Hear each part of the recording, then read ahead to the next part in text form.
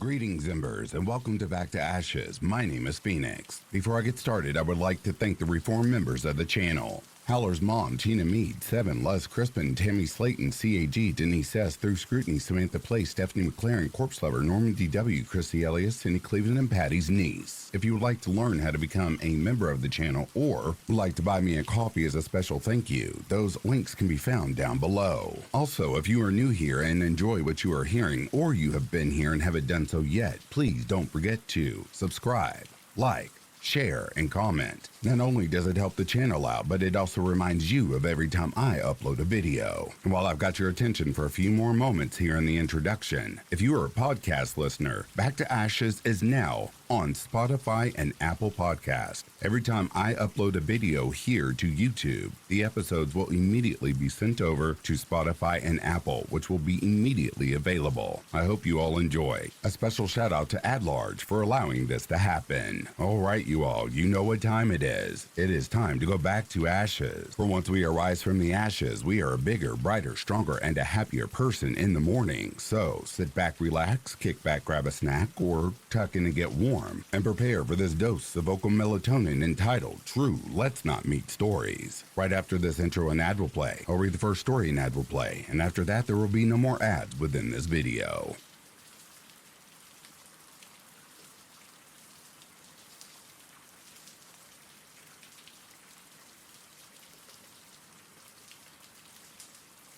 This happened while I was an undergraduate student. It was summer and I recently moved out of the dorms. I was excited for the freedom, but most excited to have our family dog come live with me. He was my best friend, and the worst part of college was being away from him. I was the first to move into the house out of my friends. However, they would come over to pregame before we would head out to the bars. One night after drinking and shenanigans, we stumbled our way back to the house. Me, being fairly drunk, headed off to bed with my dog trotting behind me. I left my friends to sleep on the couch. In my room, I had my bed against the wall with the door. The foot of the bed faced the door. The light switch was next to the door above the foot of my bed. My dog's bed was on the opposite side of the room. He had a good view of the whole room. He was allowed on my bed, but he really loved his dog bed and preferred to sleep there. I don't know what time this happened, due to sleepiness and beer, but the light in my room turned on. I sleepily rolled over and just see this big mannish figure standing over me. The next thing I hear was my dog going absolutely crazy, barking, growling, just like incredibly fierce. The figure sprints out of my room with my dog on his tail. That's the last I ever saw of him. My friend, who was sleeping in the living room, was like, "A man just ran out of here." We had no idea who he was. We didn't call the cops until the next morning. We should have called them that night, but we were young, dumb, buzzed, and I was underage. We did notice the next morning my iPad and wallet were missing. A friend found my ID on the street later that week. But we can't figure out, why did he come into my room and turn the light on? He passed my friends to get into my room and the light would be seen from where they were sleeping. The one thing I do know is that my dog stopped whatever worst bad things could have happened. That evening when we returned to bed, he jumped up on the bed and laid next to me. I knew he would never let anything happen to me. So, strange mysterious man in my house, I hope I don't see you again. Oh, and I don't think my dog will want to see you again either, because you won't escape next time.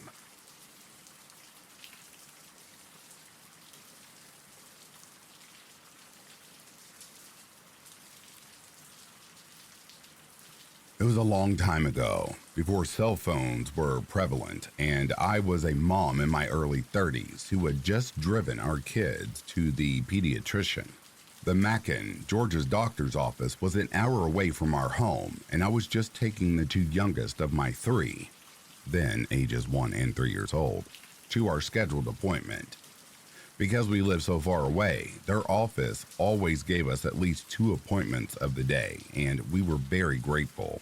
The doctor's office had just built a new building off of a fresh spur of the highway, so so the location was quite isolated in every direction, but a very nice facility compared to his old spot by the hospital there. His new building was also pretty far back on the new lot, and my car, a black Jeep Cherokee we had owned for 2 years, was one of only 4 or 5 cars in the parking lot when I arrived. I parked near the front door, removed the kids from their car seats, and for the next hour or so we waited. Then saw the doctor, paid, and finally exited back outside. Mine was the only car left in the lot as I loaded the children into their car seats for our trip home.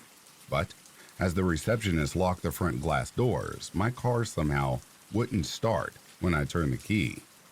There was just an odd clicking noise. Gathering the children once again, I knocked on the door until someone allowed us back in and asked to borrow their phone to call a nearby garage for service. I found one of the phone books, and the man said that he would come, but that it might take him a bit. So I told him my location, left to go back out to the car, rolled down all the windows, and loaded the children back into their seats once more as we waited. Soon we watched as all the lights were turned out in the building again, and everyone left, their cars departing one by one from behind the building somewhere, leaving us now completely alone in the dark parking lot. As it was still light, I spent a lot of time trying to tend to the children, digging through our car for snacks and a bottle, making sure they weren't getting too hot, etc. Although the service station attendant said that it was probably going to be quite a while, I was pleasantly surprised when a truck pulled into the empty parking lot pretty soon, and a man got out of his pickup, smiled and nodded to me, and said he was going to raise the hood. He was middle-aged and a bit scruffy, but quite frankly, many gas station attendants sometimes look that way, especially at the end of the day. And I was grateful when he began doing something under the hood almost immediately. I sat down again in the driver's seat with the door open, waiting for him to tell me to try the engine. But he seemed to be taking a long time checking the connections, and I longed for him to just grab jumper cables, yet he never did. Without getting out of the car, I asked him what he thought was wrong, and he said, "Oh, it's just a loose wire, not the battery," and continued whatever he was doing. I couldn't see his face at all from where I was sitting, but his hands were slightly visible through the long horizontal slit between the windshield and the raised hood as we waited. More than once he said that it was merely a loose wire, and if I would just come here really quick, he would show me which one it was, so it would never happen again. I remember kind of smiling and shaking my head, saying that sadly there was no reason to show me anything, as I didn't know a damn thing about cars. I just thanked him and continued to stay in the driver's seat, again just waiting for the inevitable sign to try and start the ignition. That was most likely surely coming at any moment. At one point, I remember thinking that he was definitely flirting as he spoke, but I was trying above all to be polite and kind as he was indeed helping us. We were hot and tired and miserable, and truthfully, I was distracted with the kids. Oddly enough, he was starting to sound a little frustrated with me because I wouldn't come up and look at the engine. I remember thinking that I certainly didn't want to make him mad, where he left us there all alone with the sun sinking so quickly. And then the strangest thing happened. Another truck suddenly pulled into that desolate parking lot.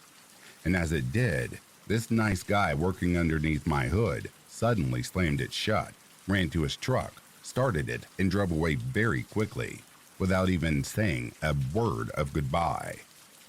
I was both confused and a little anxious when he did this, because I didn't know who was now arriving.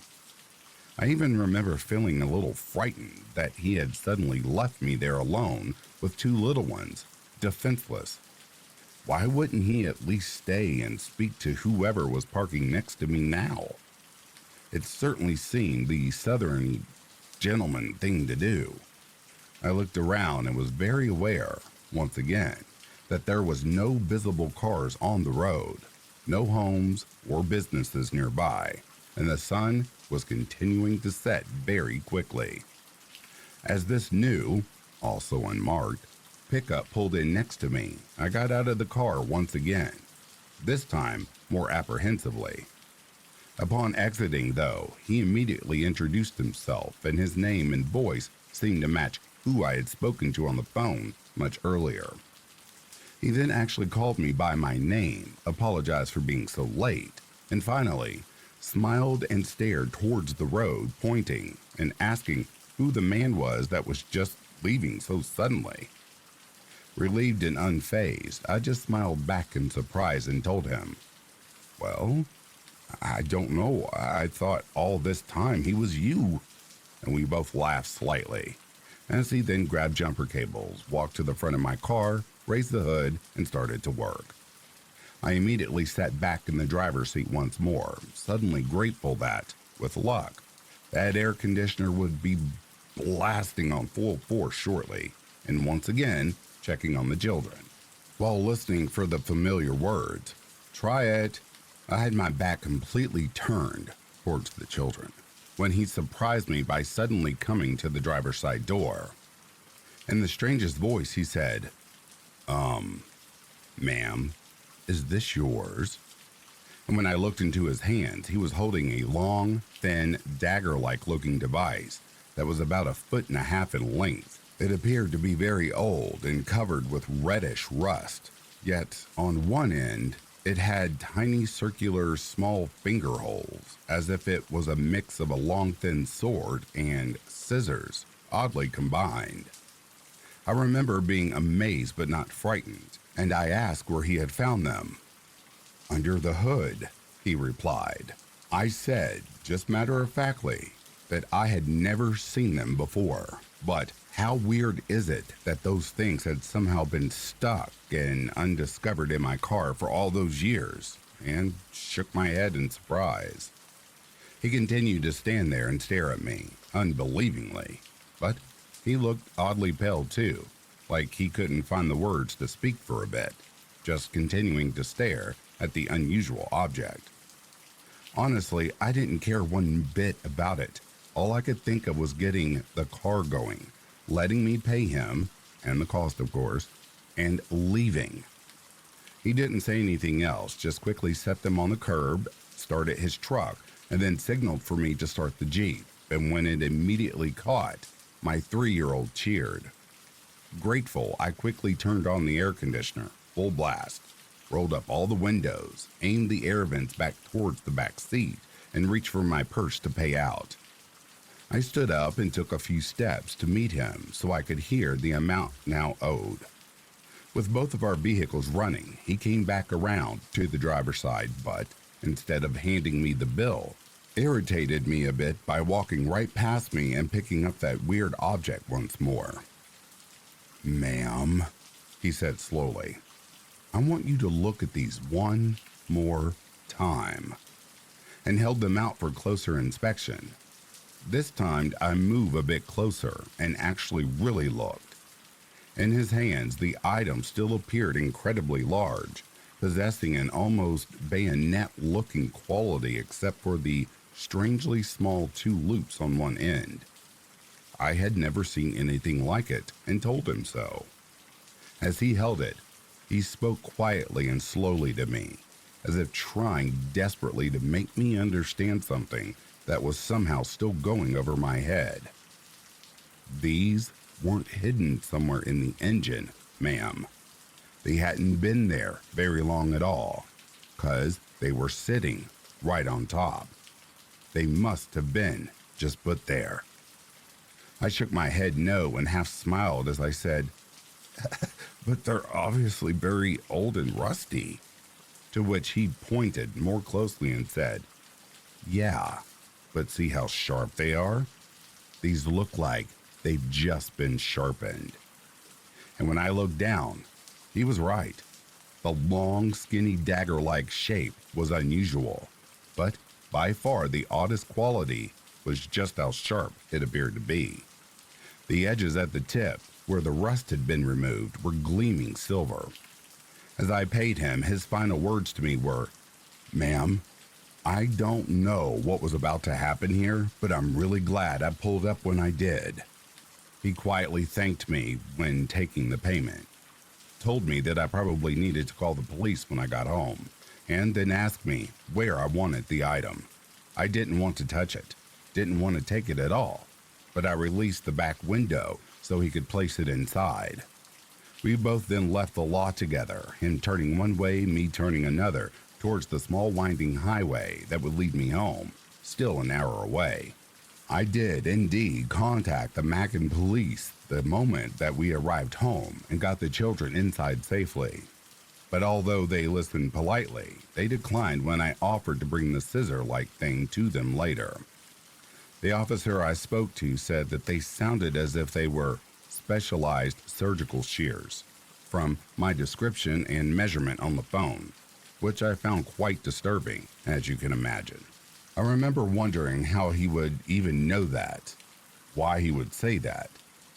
I had tried so carefully not to touch any of the surfaces, hoping they might be able to lift prints or test it for blood if they wanted, but the story seemed to bore him a bit and he didn't seem interested. His attitude insinuated that, as there was no longer an emergency, it was of no importance now. At the very end of the call, as if to wind things up, he did say that it sounded as if I was very lucky and that I might want to keep the shears for a few days, just in case someone from his office got back with me later. But that was all. I wrapped them carefully in newspaper and placed them in the brick storage unit behind our house, and there they remained for several more years, untouched, until we moved away, and I finally, not wanting to bring them across several states, reluctantly threw them in the trash. Around that time, though, if you look through old news reports, women were going missing all over Georgia. Some bodies were eventually found, but others remain missing to this very day. I have often wondered what would have happened if the service station attendant hadn't arrived when he did. If my children would still have a mother, if I would still have my son and daughter, if I would have missed all these years with them. I guess I'll never know, but I learned something very important about myself that day. I had always felt that I was pretty aware of my surroundings, pretty good at reading people and staying safe. But because I was exhausted and tired and hot and stranded in a different city, my common sense and intelligence simply left me for a bit and wasn't working at that time. And many of my friends and family still think that our car trouble that day and my lack of awareness could easily have cost us our lives.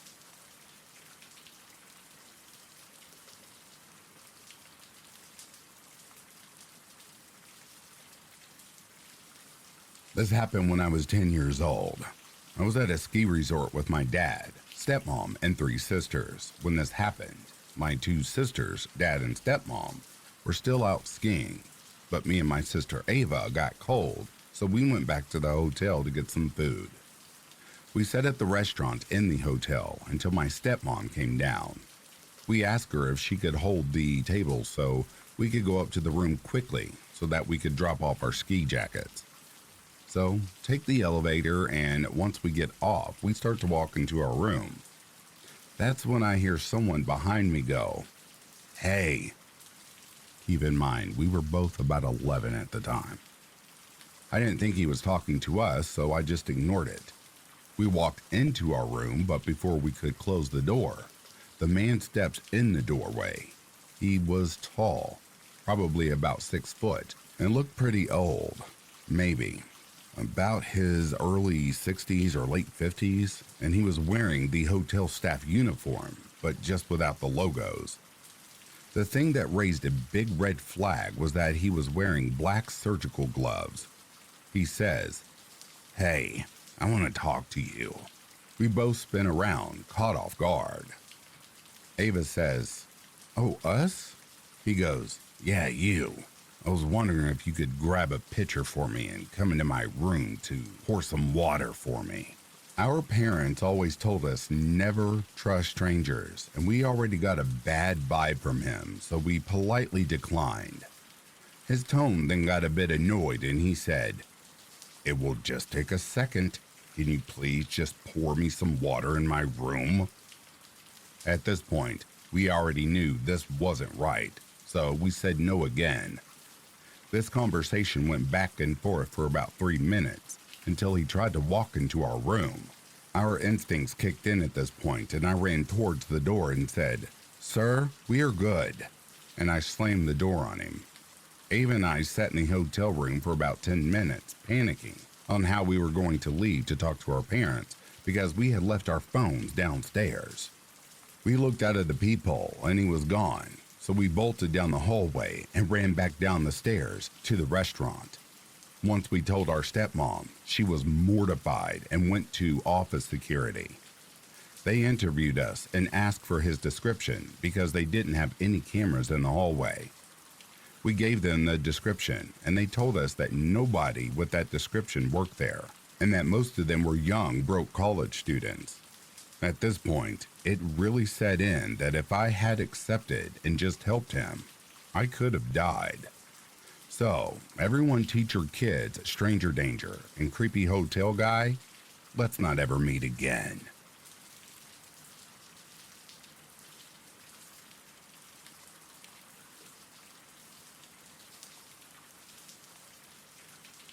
I lived quite close to my school and primary, so my older sister and I would walk home because my parents worked. My sister is 5 years older than me, so my parents trusted her enough to leave us home alone instead of going to after-school care. So one day, when I was in year 3, I do believe, I was asked by my teacher to stay back at the end of school. I told my sister, and she said that she would just go home and wait there. I should also mention that the way home from school was pretty much along a main road all the way, so it should have been fine. I head back to my classroom and talk to the teacher. This takes about an hour and a half or so. After, I began to head home, lugging around my bag that was almost the size of me. At this point, it was probably around 5. I'm only about half an hour away from home when I noticed the white ute, or pickup, following me. At this age, like 6 or 7, you start being taught stranger danger and stuff like that. So it was still pretty fresh in my mind. The ute gave off suspicious vibes and the street felt too empty. I remember it still being bright out, but this ute was the only car on the road. Even worse, it wasn't even on the road. It was on the side, moving slowly behind me. At this point, it was a red alarm in my young mind, as even then I was pretty cautious of everything. I looked back again, and this time I think whoever was in there knew I was aware of them now. This was bad for them because I think they panicked. They were driving a little quicker now to close the gap. I was also getting more panicked now too. Then I remember thinking, there is a path between the next houses. It led to the backs of people's houses and then to the street next to mine. I walk a little faster and I guess they noticed too. I remember them speeding up a little bit, but still keeping a gap. I quickly turn down between the houses and start running as soon as I think I'm out of their sight. I hear the ute go faster and then come to a stop. By now, I turn the corner and hid so they can't see me. I hear the door swing open, and I hope they don't follow. I hear someone stepping on the grass. They were following, and I'm panicking. Just then, a voice says that they should just leave and forget about it. They speed away, and I walk the rest of the way home. I don't remember if I told my parents or not after that. Now, you may be thinking what made me think of this now. Just a little while ago, I heard my parents talking about when a child porn website was shut down that ran out of the Gold Coast, Queensland, where I lived. I stepped in and asked them what they were talking about, and they said when I was a kid that it came out of the news that the police had taken down a huge child pornography website. I then went and searched this up. Turns out that the guy in charge of the website ran it out of the suburb I lived in. I got chills reading the article, remembering back. This all happened 2 years after the ban incident. 29 kids were saved from abuse that was featured on that website. It just really gives me chills that maybe the Ute guys were one of them. So, to the guys in that band following me, I hope you've been caught and are rotting away in prison.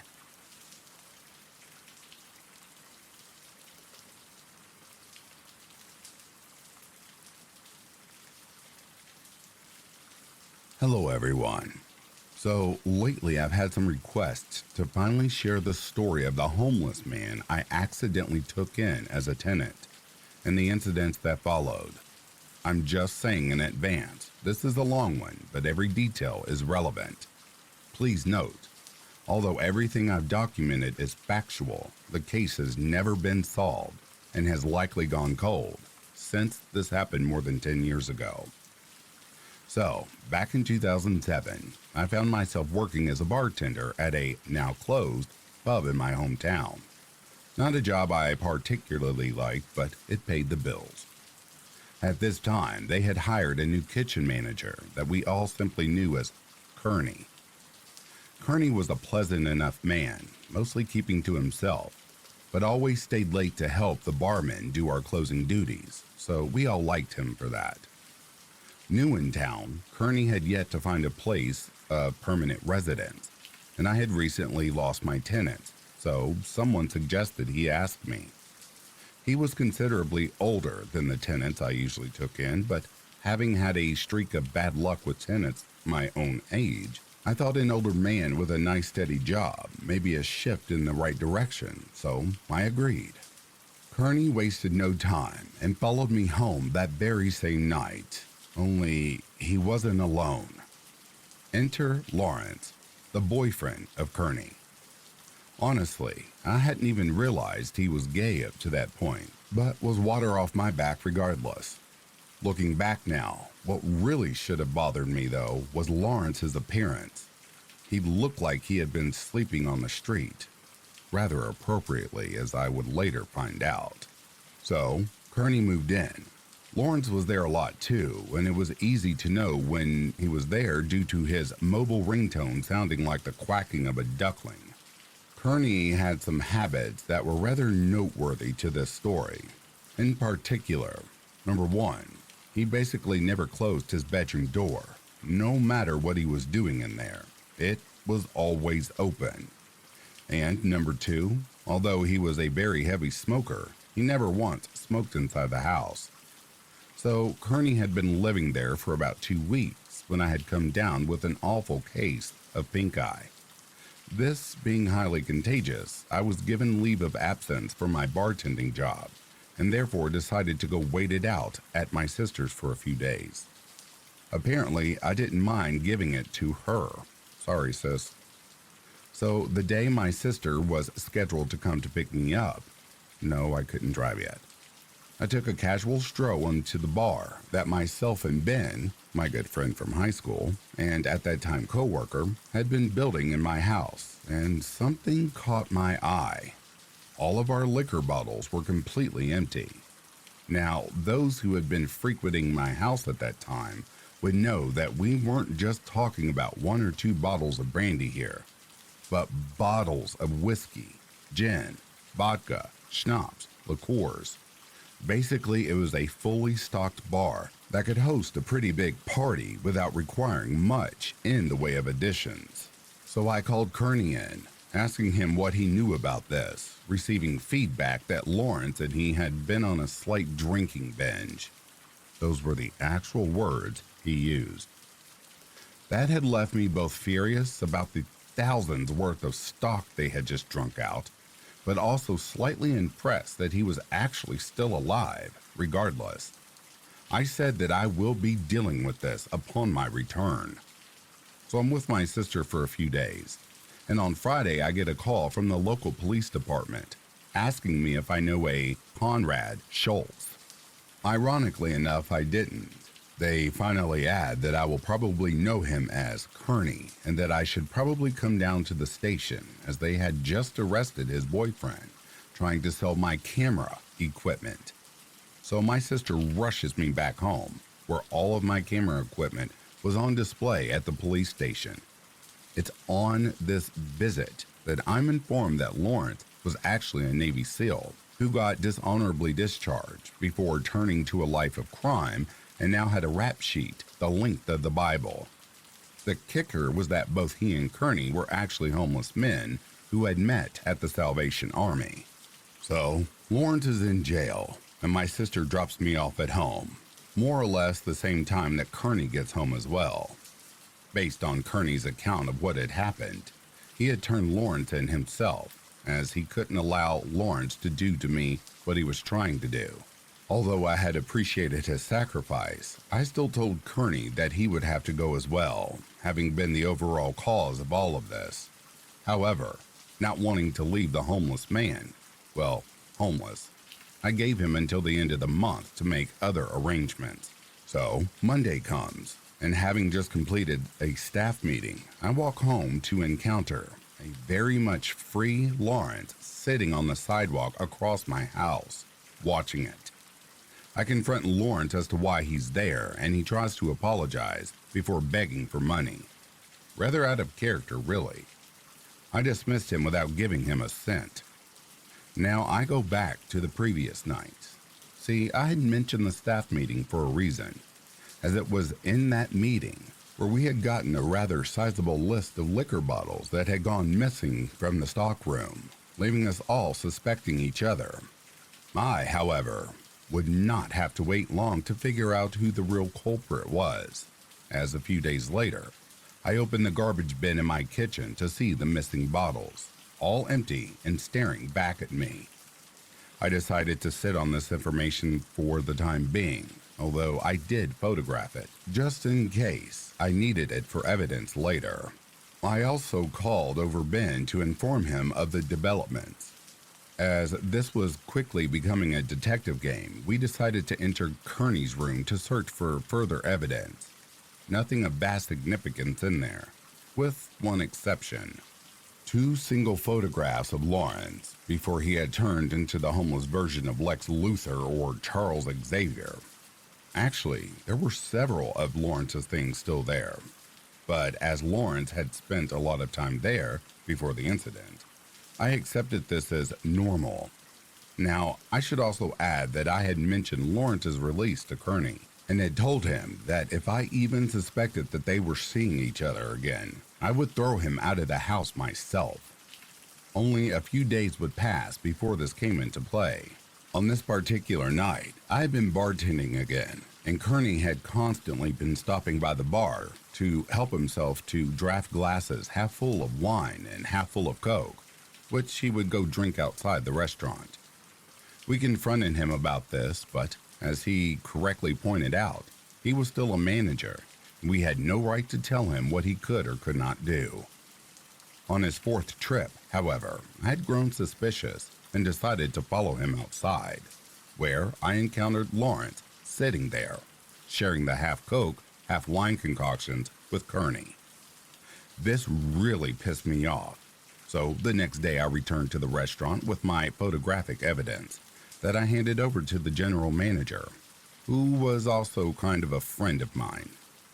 Although I hadn't physically seen it, I had heard the confrontation through the office door when he fired Kearney. Kearney left, obviously upset, and apparently had no idea that I had been the one who had turned him in. So we had closed early that night and I was walking home, going past the high school. I saw Kearney coming from the opposite direction. He walked past me, literally only saying 2 words, "I'm scared," before disappearing into the darkness. That would be the last time that I would ever physically lay eyes on Conrad Schultz. So we reached the final week before Kearney's eviction was to take place. Ben had come to stay with me for that duration, as we both wanted to monitor the situation and make sure that nothing else happens. It was in this week that Kearney's behavior suddenly changed. He was constantly smoking in his room, and his door was closed 24/7. In fact, neither Ben nor I caught so much as a peek of him in that entire last week, which we hadn't thought much of at that time.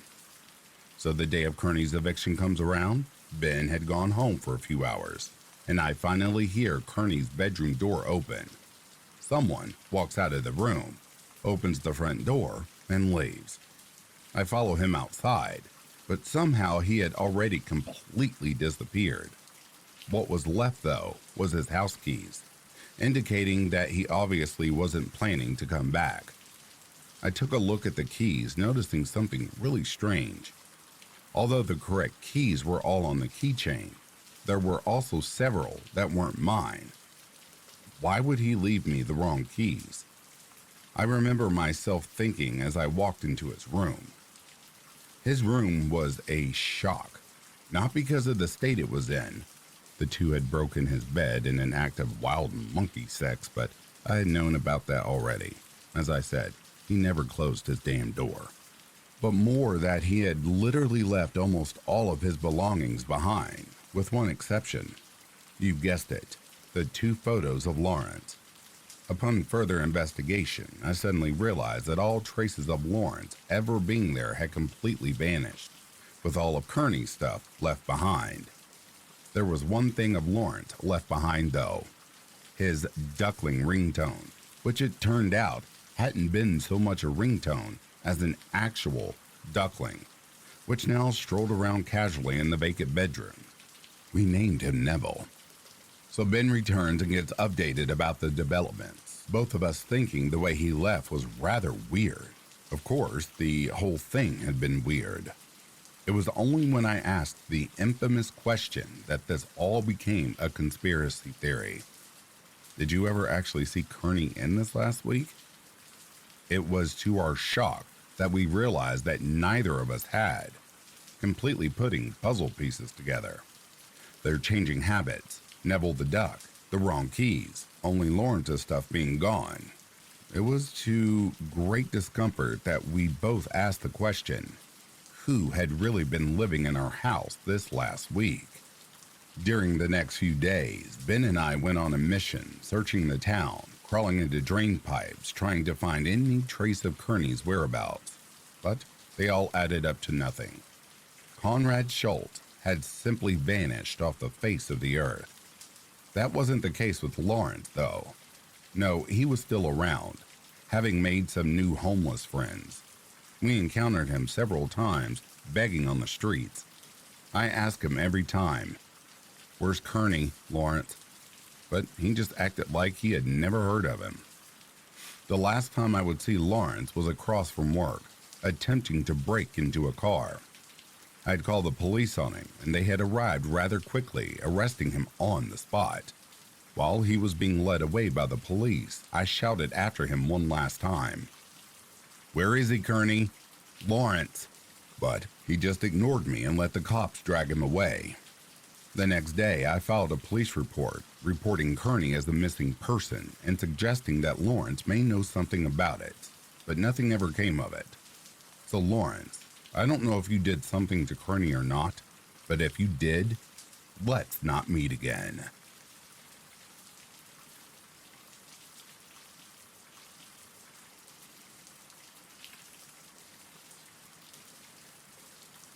This happened about 6 months ago. So, a little backstory. The way my backyard is, it leads up to my garage. Backyard is more like a deck. Anyways, a few weeks prior to this creepy guy, there was lots of cops in my area. This is a low crime rate town. Nothing big ever happens here. Maybe one stabbing every 3 years and one shooting every 5 years. The cops were looking for this creepy guy. So one night, I'm home alone. I was playing some video games in the basement when I heard a loud bang outside, near my garage. I go upstairs to investigate. I look around, and my garage light is on. I think it's my girlfriend just getting home from work. So I'm standing there for about 5 minutes waiting for her to come through the garage door. Nothing. So I call my girlfriend and ask her if she's home. She tells me she won't be home for an hour. I'm in shock. I know I didn't leave that light on. I ended up calling the police. They came by and checked the garage. They told me someone was in there because everything was thrown everywhere. The cop that came said he would sit outside my house until my girlfriend got home. The girlfriend gets home. The cop waves goodbye. I thought maybe it was just some kids. My girlfriend goes to bed while I made some food. I ate and went out for a cigarette. I get out, light my smoke, and look towards my gate. Nothing. I just thought to myself, my mind's playing tricks on me. I hear a noise at my side gate. I look over. There's some mid-40s guy just looking at me. I ask him, "What the fuck are you doing?" I think I was in shock. He then tries to open my gate. I threw my smoke at him, ran in the house, and locked the door. I called the cops, told them what had happened. They came by again within 5 minutes. They told me no one was around but believed he was there because the gate was wide open. I haven't seen him since, but it sure as hell scared the shit out of me. Mid-40s creepy guy, I really hope the cops caught you.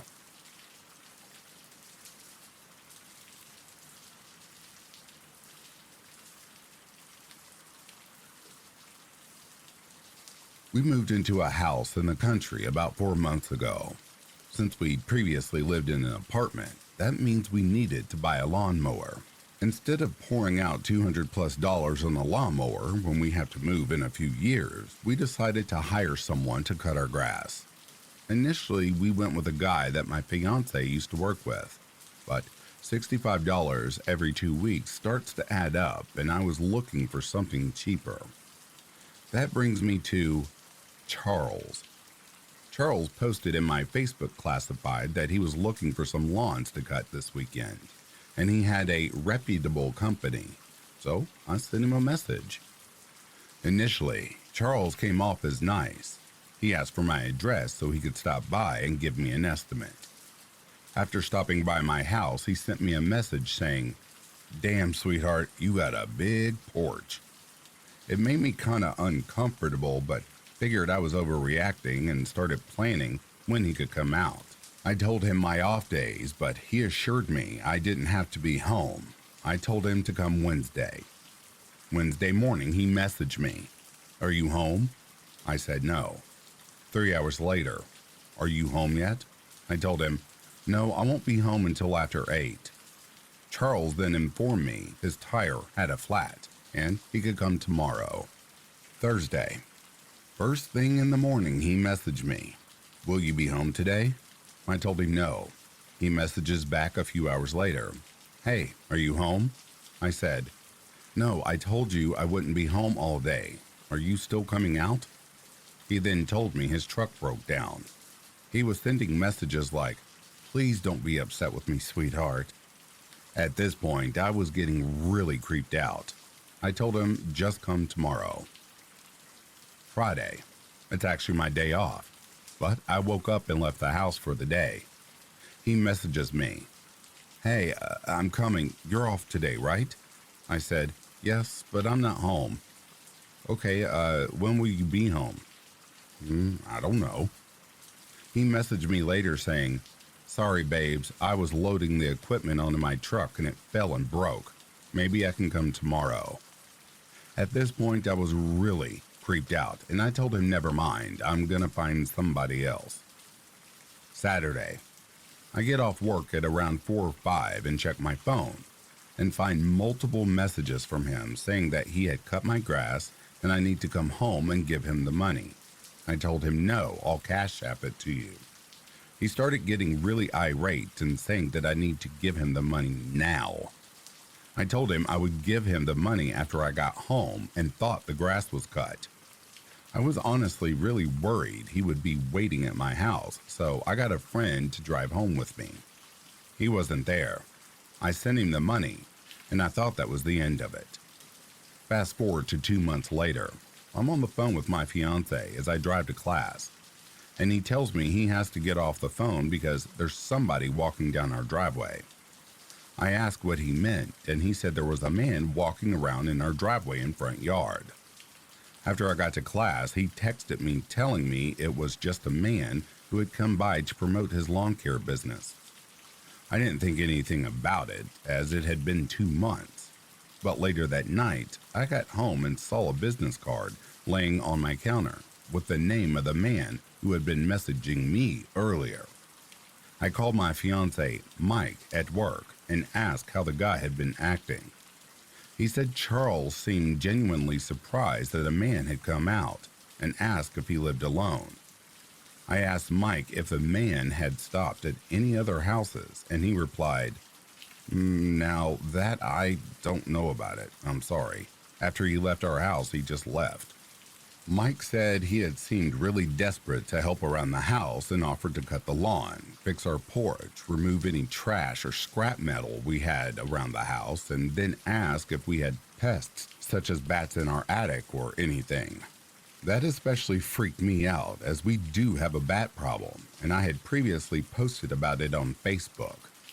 Mike then said what was really weird is Charles was very freaked out about the dog. He heard Max barking from inside and started asking a lot of questions like, is he big? Does he stay outside or inside? Does he ever go outside? Or is he a stay inside completely? How big is he? Is he nice? Mike chalked it up to him being scared of dogs. He gave him a brief tour of the outside of the house, and then Charles got in his truck and left. I then told Mike that this was the same guy who had been messaging me earlier in the year, and Mike began to freak out. He said that Charles had asked a lot of really specific questions about who all lived here, how long they had lived here, and where they were at the time. He said he tried to brush him off, but Charles seemed very insistent to know if Mike was the only one in the house. Before he left, Mike specifically asked him if he had cut the lawn here before or something, and maybe was thinking of the last owners, but Charles told him, "No, I just happened to be out this way and thought I'd promote my business in the neighborhood." The worst part? I had taken my fiance's car to work that day, which means my car was in the driveway when Charles stopped by. He thought I was home alone. I didn't contact the police because I thought I might be overreacting. This all happened 2 days ago, and I really hope that we never meet him again.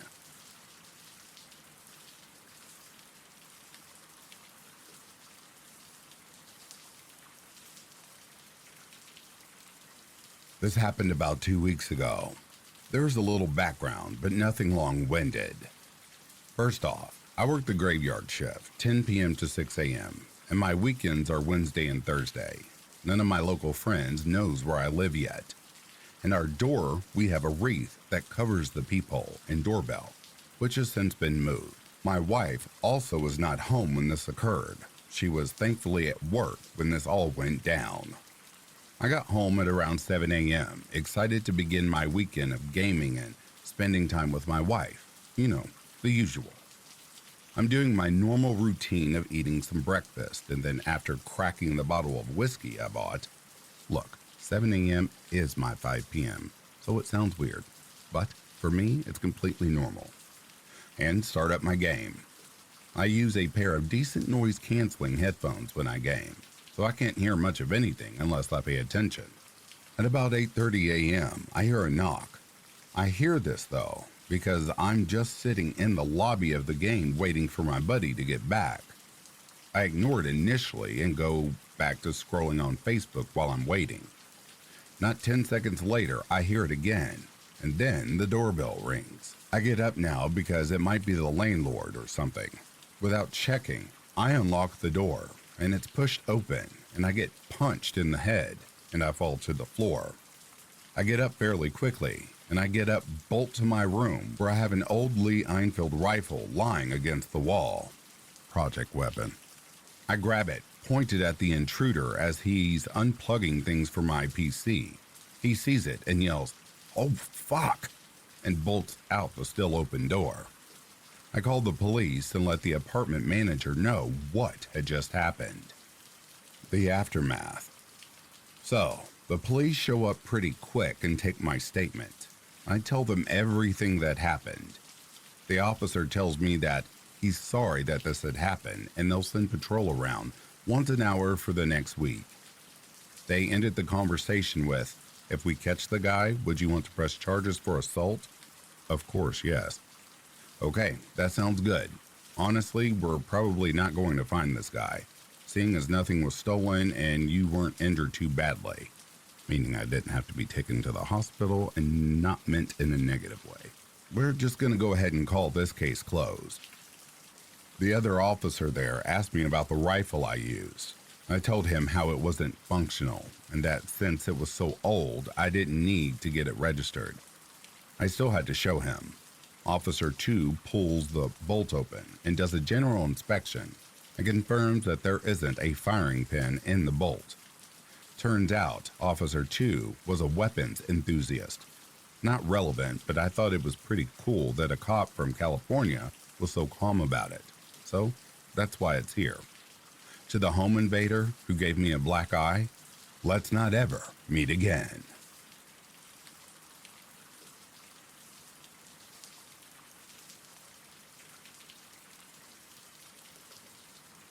For starters, this was a very traumatic experience that my family and I went through. Please note, this was very hard to write, and at many times writing this, I had overwhelming flashbacks. Forgive me if it sounds jumbled up. I tried my best to edit it all to make sense. For context, my dad grew up with this man, Bruce, and considered him one of his best friends. Bruce was diagnosed with bipolar disorder in his late teens, and my dad, being the kind and caring soul that he is, stepped in to be his guardian. I say that lightly. I mean, he always helped out when Bruce was going through an episode as M's parents were MIA. Growing up, Bruce was always around. I saw him as another father figure in my life. He lived in a small town 2 hours from my city, where we also had a holiday home. So he was constantly coming up to stay at ours. He was kind, calm, and patient, and also an amazing artist. Almost yearly, Bruce went through phases of refusing to take his medication. This then triggered an intense manic episode, some of which I have witnessed and are frightening to see for a young child who only knew this person as quiet and calm. He would do things and say things far beyond his control and couldn't quite grasp reality. And that's unfortunately where it begins. I was 12 when this happened, so it was around 10 years ago, but still feels so fresh in my mind. Every summer, my family and I would take a trip down to our beach house, Bruce's town. Our little house was a 1-bedroom unit where us kids would usually sleep in the lounge. But for Christmas, our parents brought a massive 3-person tent for us to sleep in on the front lawn. So while my parents slept up in the house, we got the tent. A week before my dad had to drive back up for work, he got a strange call from Bruce. Although at the time I didn't know what it was about, I could see the concerned look on my dad's face as he told Bruce, "No, I won't do that." After further arguing, my dad hung up and murmured to my mom about something. All sorted out. And my dad left. I asked what was wrong because Mom's expression turned into worry. She shrugged it off and told me not to worry about it, and that was that. Later that night, I heard my mom talking to my aunt that Bruce is refusing to take his medication unless my dad withdraws money. From what I know, my dad is in charge of Bruce's finances and his bank account because Bruce has a meth problem. Bruce has a son who is trying to stay clean from it, and after Bruce tried and failed to get his son to buy him some meth, he turned to my dad, who also refused. I totally get it. He's an adult and can make his own decisions, but my dad didn't want to enable his drug problem, right? My dad stepped in to be a guardian of Bruce, so that's his job. This is where everything goes sour. Bruce started threatening to stop taking his medication ever again, and that he hadn't been for weeks. He then started threatening to harm my brothers and me. He said to my parents, "They trust me. It would be easy." My mom freaks out and tells him she's calling the police on him. The police arrived at the house to see that the whole property was empty. He had fled and was hiding somewhere, which made everyone uneasy. Nothing really happened in these next coming weeks, and it was time for my dad to drive back up to the city for work. Mom felt okay staying down with us, and of course, the three kids were oblivious to all the commotion that was going on. So, we were too. Everything is good for the next few nights, with Dad gone, and then it starts going downhill. It's around 3:30 a.m. My brothers and I are sound asleep in the tent. My mom up in the house is too fast asleep when she wakes up to a bombing of texts from Bruce. They're all blank, but since this is the first time hearing from Bruce since he threatened her kids, my mom is wide awake in full-blown panic mode. Bruce then rings her. As she answers, he doesn't reply. Instead, he breathes heavily on the phone for 10 seconds before hanging up. The second time is the same. Mom asks where he is, but he hung up on her. He rings the third time saying, "Back deck," before hanging up. My mom hears a loud bang from the back of the house and quickly calls the police. The only way to the back is going through the front lawn where my brothers and I were sleeping. I don't remember much except being shaken awake by my dad's best friend, who my mom called in tears, and coming into the house to see 3 police officers standing around. My brothers and I were wide awake now because we were curious at everything going on in the house. And then this happened. My dad came back down for us, and with the news, Bruce's son had come up to him in the city to apologize and confess that he was told to come to murder our whole family in exchange for a large sum of money. My dad was in shock and rushed back down. Bruce was back in hiding again. My mom let everyone who knew him and was close to him know what had happened, and if he did come to them, was to let the police know who will immediately detain him, as he was considered dangerous and mentally unstable. The shittiest thing was one of her supposedly best friends who knew him let him stay at hers instead of calling authorities. Side note, they have only started talking again recently after Mom forgave her. As the summer starts to wind down, we return to the city to find a few terrifying things. My mom and dad came home to one of their bathroom windows smashed and dirty footprints everywhere.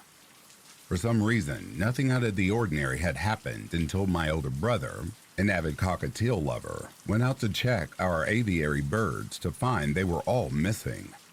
Not one was in there, and we assumed they must have escaped and flown away until Dad got a nasty surprise opening our barbecue to see all 10 of them had been cooked alive.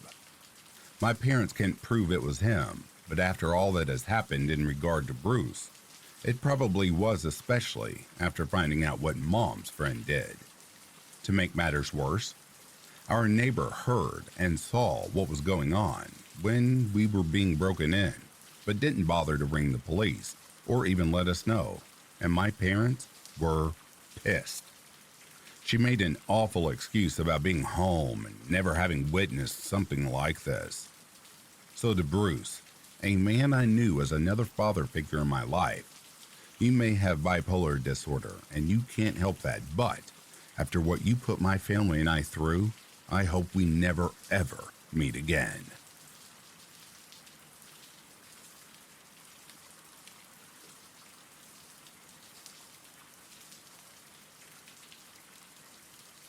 And that, dear listeners, brings a close to these true Let's Not Meet stories. If you are sleeping, I hope Slumberland is treating you comfortably. If you're awake, I hope you've enjoyed this collection.